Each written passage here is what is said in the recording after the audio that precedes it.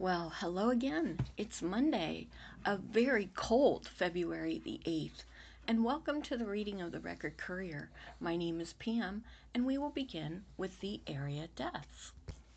Goldie Darlene Wardle, 81 years of age, went home to be with the Lord on Thursday, February 4th, after several years of battling cancer. Calling hours will be Thursday, February 11th, at the Green Family Funeral Home and Crematory service in Manawa from 10 a.m. to 11 a.m., where her funeral service will begin at 11 a.m. Norman E. Mack Jr., 78, of Freedom Township, passed away due to complications of COVID-19 at Portage UH in Ravenna on Tuesday, February the 2nd. Per Norm's request, cremation has taken place. A celebration of life will be held at a later date. Jim Brewer, 79, passed away February 6th. Per Jim's wishes, cremation has taken place and a celebration of life will be held at a later date. Barbara Schaefer, 73, of Ravenna, passed away February 2nd. Funeral services officiated by Pastor Norma Bates will begin at 12:30 p.m. It is required that everyone attending visitation and service wear a mask and practice social distancing. There will be a celebration of Barb's life held immediately after the service at the West Main Street Winery, 234 West Main Street in Ravenna. Donald Lewis Myers, age 90, passed away on February 5th at Long Meadow Care Center from complications related to COVID. In accordance with his wishes, cremation will take place. There will be no calling hours or services. Larry C. Spaeth, age 86, formerly of Rootstown, passed away Monday, February 1st, in Fairlawn Township, Ohio. At Larry's request, private services were held with interment at Grandview Memorial Park. Richard Lee Reagan died peacefully in his home on February 2nd at the age of 90. Family of Richard will celebrate him in a private ceremony. Jesse C. Moore, Sr., 95, of Ravenna, passed away at the Summit Point Senior Living on Wednesday, February 3rd. A graveside service will be held at Evergreen Cemetery in Streetsboro on February 10th at 11 a.m. Per his request, cremation has taken place and a graveside service will be held at Evergreen Cemetery in Streetsboro on February 10th at 11 a.m. Timothy R. McCabe, 57 years of age, passed away Wednesday, February 3rd at his residence. Calling hours will be Monday, February 8th from 5 to 7 p.m. at the Green Family Funeral Home and Crematory Service in Manawa. Well, my dear friends, that concludes the area deaths for today. So, here's our first article. She would have done amazing things. Ravenna Mother Remembers Daughter Evie by Jeff Saunders. Evangelina Ann Monteclavo was a bright light to her friends and family, a happy girl who just wanted others to be happy too. She was so sweet to everyone, said her mother, Melissa Montecalvo. She was a great friend, a beautiful person. She was so much fun. She always knew how to make people laugh. She was always being silly and telling jokes. Melissa Montecalvo, in her Ravenna home after the December 13th death of her daughter, Evie Montecalvo, 13, in an auto crash, Melissa pulls Evie's current school photo from an envelope. Basically, she was just always happy, always smiling, always trying to make other people happy. 13-year-old Evie, as she was known to her family and friends, was one of 3 people killed when the driver of a pickup truck lost control and crashed on Peck Road in Shalersville on December 13th. Melissa said her daughter had a knack for making other people happy. She was always there for her friends, she said. I can't tell you how many of her friends and even her friends' parents reached out to me and let me know how much she helped them through something or was always there if they needed someone to talk to. Melissa said Evie, who was a 6th grader at Brown Middle School in Ravenna, loved helping her teachers, and they in turn loved having her around. Several of her teachers came to the calling hours and told me how helpful she was, Melissa said. Between the principals from her current and previous school and teachers, probably close to a dozen of them came. A devastating day for 2 Ravenna families. The Ohio State Highway Patrol says Julianne Shedd of Ravenna was driving a 2015 Chevrolet Silverado at a high rate of speed when she failed to negotiate a curve. The pickup truck carrying 7 passengers went off the side of the road and struck a tree. The force of the crash ejected 6 of the occupants. Also killed in the crash were Shedd's daughters, Marlena J. Mullen, 22, and Christine Shedd, 12, a friend of Evie's. Julianne Shedd, her 14-year-old sons, Garrett and Austin Shedd, her nephew, Matthew Glass, 19, and Brandon Crozer, 15, were injured. Shedd had been indicted on 20 felony and misdemeanor charges in connection with the crash, including aggravated vehicular homicide. She is also charged with 3 counts of operating a vehicle under the influence, which includes allegations that she was under the influence of alcohol and methamphetamines at the time of the crash. She continues to be held in the Portage County Jail on a $1.5 million bond. People everywhere all the time make mistakes, but that's not what this was, Melissa said. At the time of the crash, Shedd was awaiting trial on a charge of operating a vehicle under the influence of alcohol or drugs stemming from a September 3rd arrest on Peck Road near her home. According to court records, at the time of her arrest on that charge, she had 2 prior OVI charges, one in 2005 and one in 1999. Melissa said revelations about Shedd's OVI history has shaken her. Not only herself in the vehicle, but she put her children in harm's way, she said. She put someone else's child who trusted her to keep her safe and look after her in harm's way because I don't even know why. I can't think of a reason for that situation to ever be okay. Evangelina Ann Montecalvo. This was not an accident. This was not a mistake that she made. She knew full well what she was doing, and considering what happened to her family, to her husband, she knows what this kind of thing does to a family.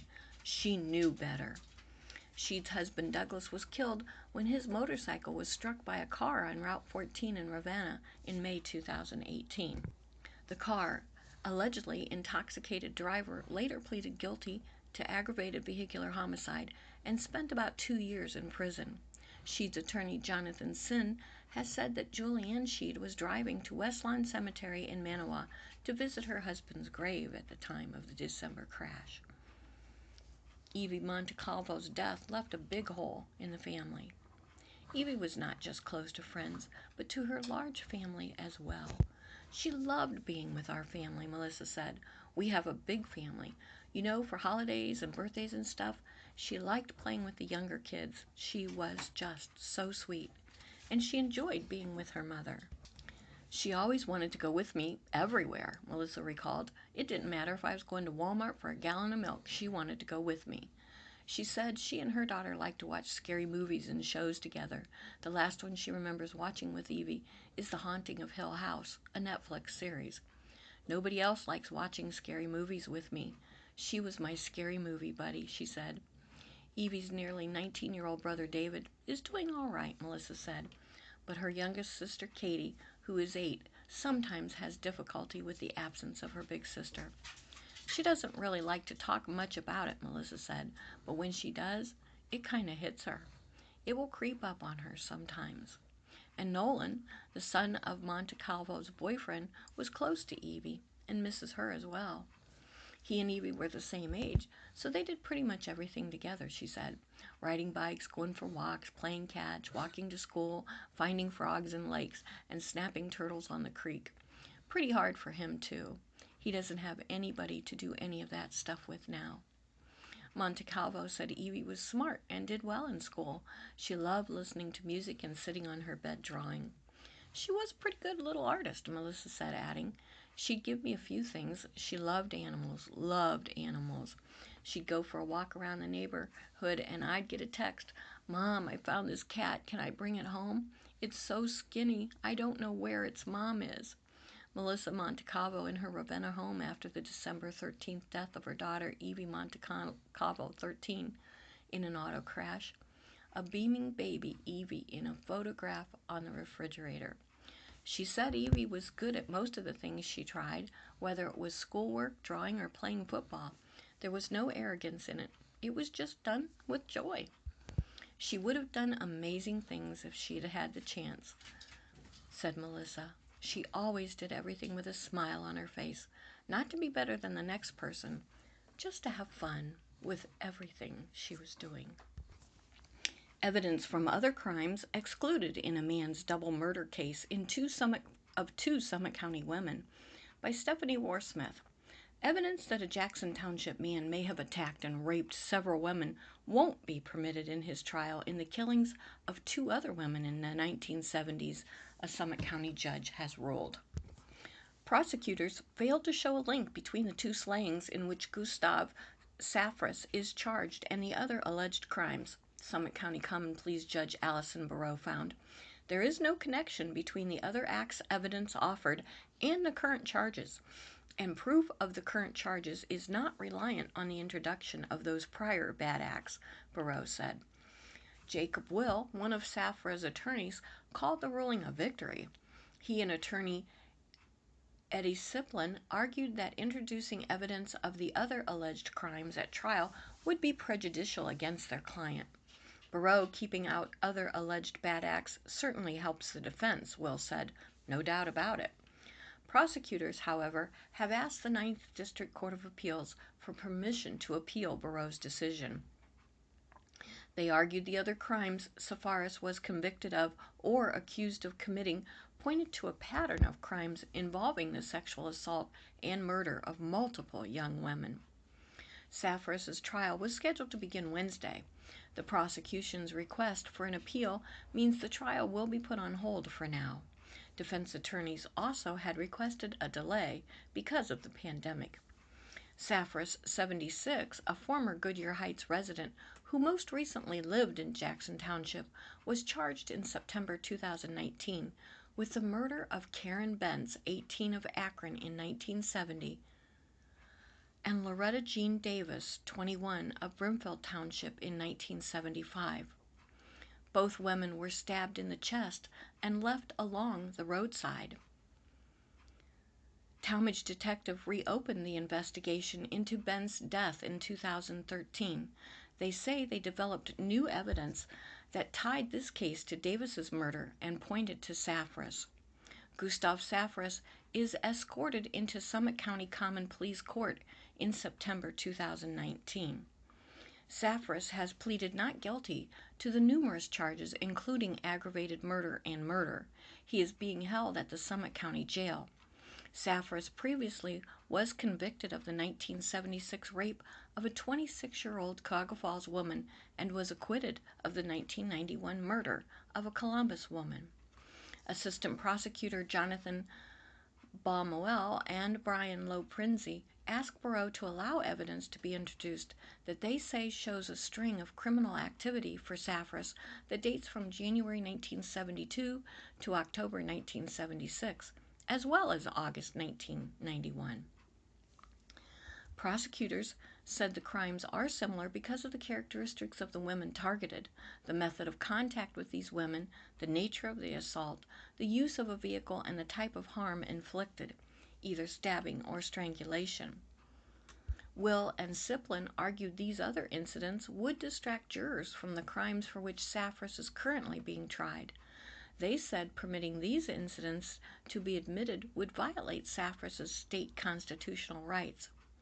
During a hearing in October, a 68-year-old woman testified that Saffras offered her a ride at a bus stop in Akron in January 1973 and drove her to a secluded area where he tried to force her to perform oral sex.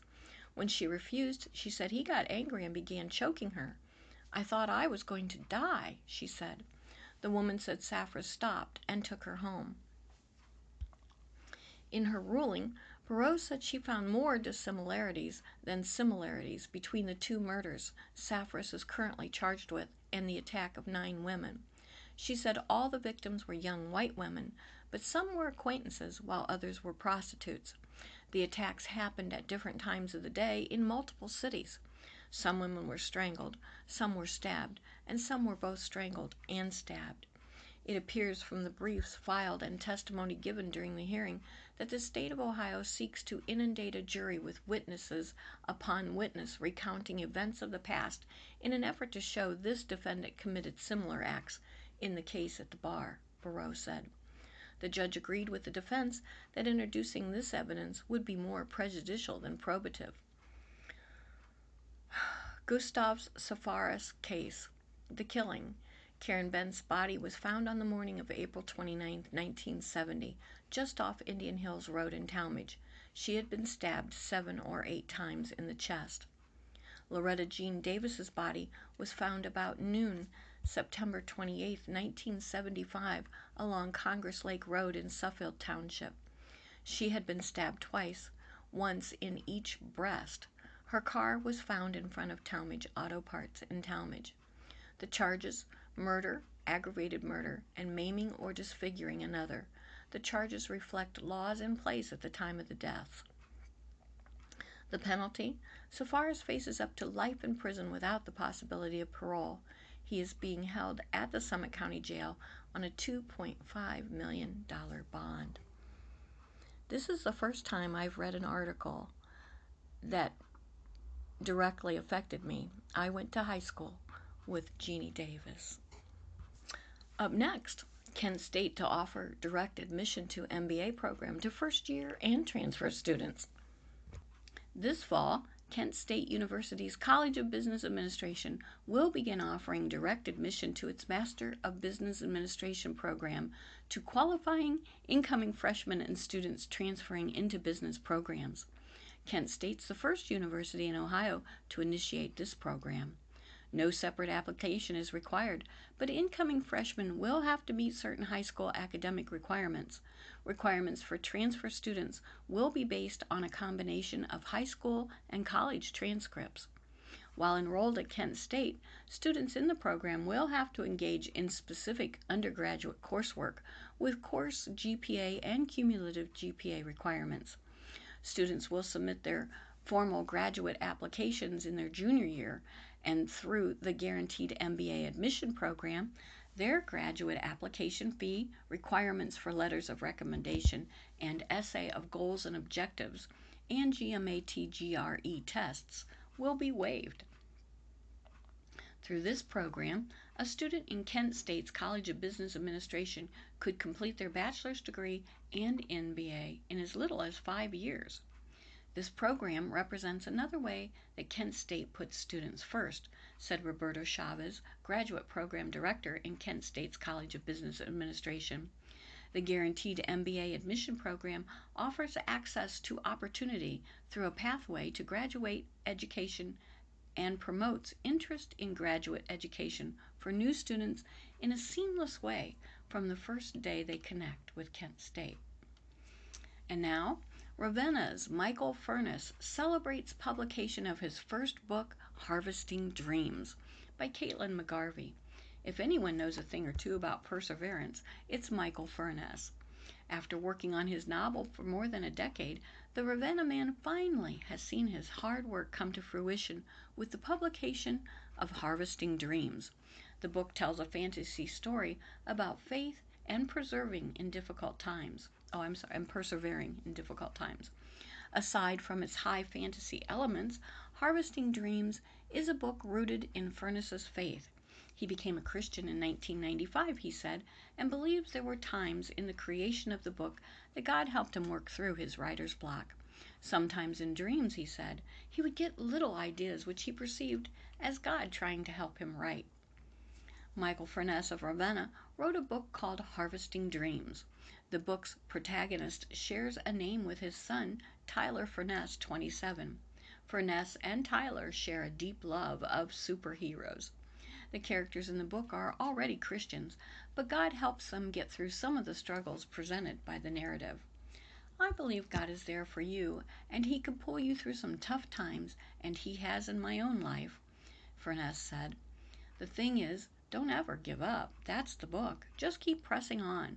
When things get tough, press. Furness is Ravenna born and raised.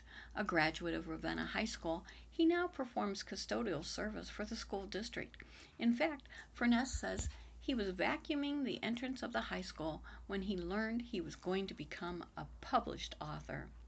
Michael Furness of Ravenna wrote a book called Harvesting Dreams. Furness shows a photo he took of his book on a shelf at the Barnes & Noble location in Beechwood. School was a big catalyst for getting Furness interested in writing. While in 5th grade at the former Highland Elementary School, he wrote a book that was chosen for a Young Authors Award, along with a few other schoolmates. Furness got to meet author Robert Newton Peck. Work on Harvesting Dream began in 2007 when Furness was working 3 jobs while helping his wife raise their 3 kids. His hard work came to fruition over a decade later in 2020 when the novel was published by Covenant Books, a faith-based company. Harvesting Dreams follows the story of Tyler, a boy living in a Virginia mining town, and his best friend named Abe. At the beginning, Tyler's father, a miner, goes missing along with 6 others during a mine collapse. To comfort him, Mr. Johnson, Abe's father, tries to include Tyler in activities. The main character of Harvesting Dreams, Tyler, is named after Furness's 27-year-old son. The 2 visit comic and toy conventions around the country together when possible. Notably, they have met superhero celebrities such as Jason Momoa of Aquaman fame and Stephen Amell, who played Green Arrow on the CW show Arrow. My son, he loves superhero stories and Star Wars and all that, Furness said, so I wanted to do something to make him kind of the hero of his own story. While fishing with Abe and Mr. Johnson one day, Tyler catches a bass.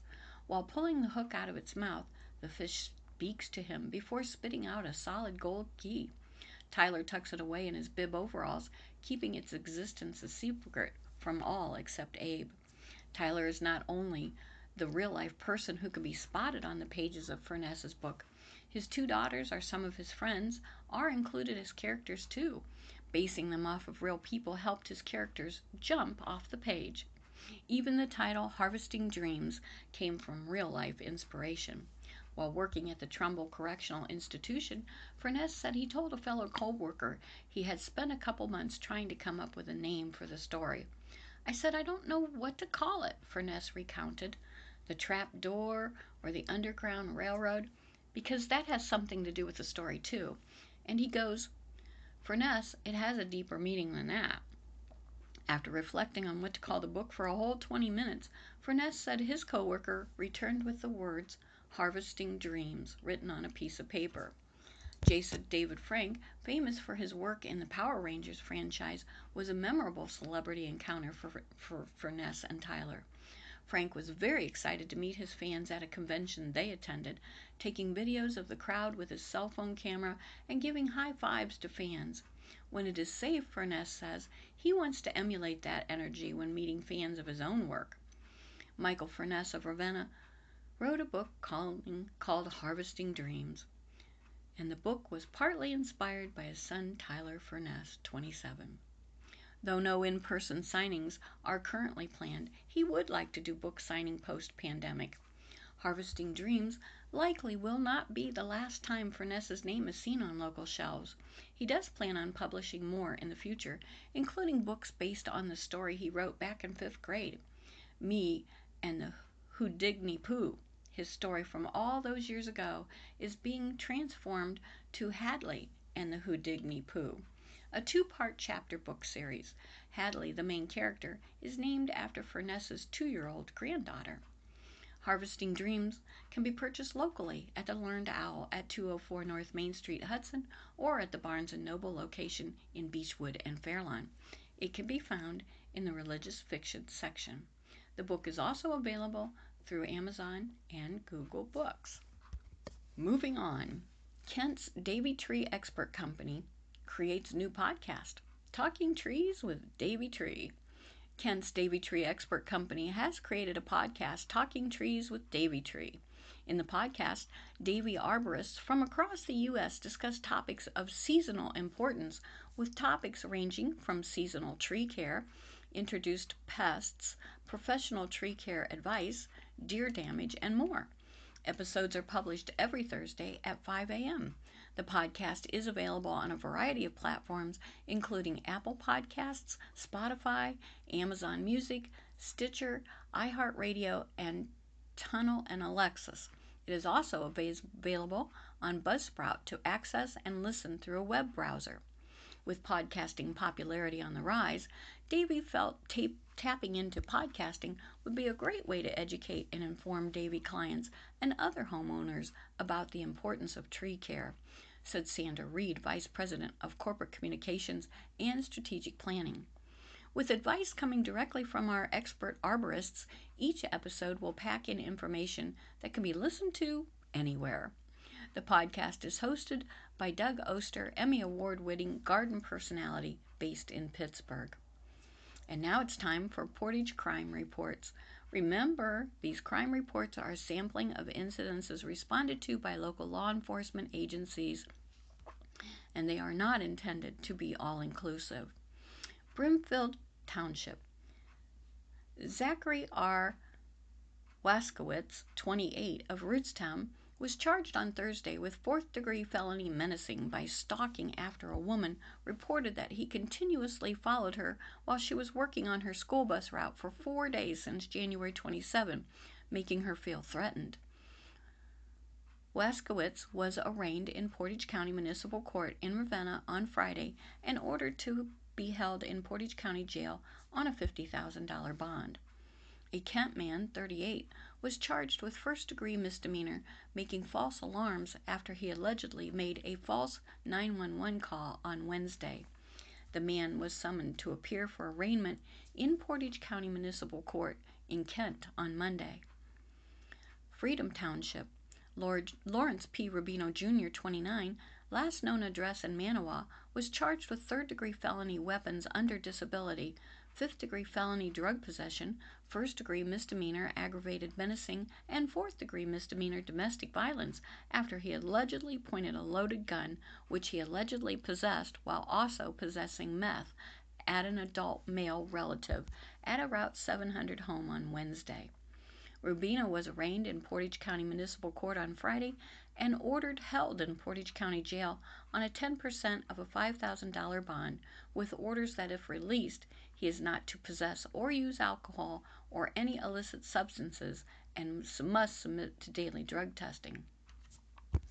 In Ravenna, Amanda D. Cross, 32, of West Main Street, was charged with 4 counts of fourth-degree felony assault after she allegedly punched 2 emergency healthcare workers in right side of their faces, a police officer in the nose and another police officer in the chin at UH Portage Medical Center on North Chestnut Street on Friday. A warrant was issued for Cross's arrest.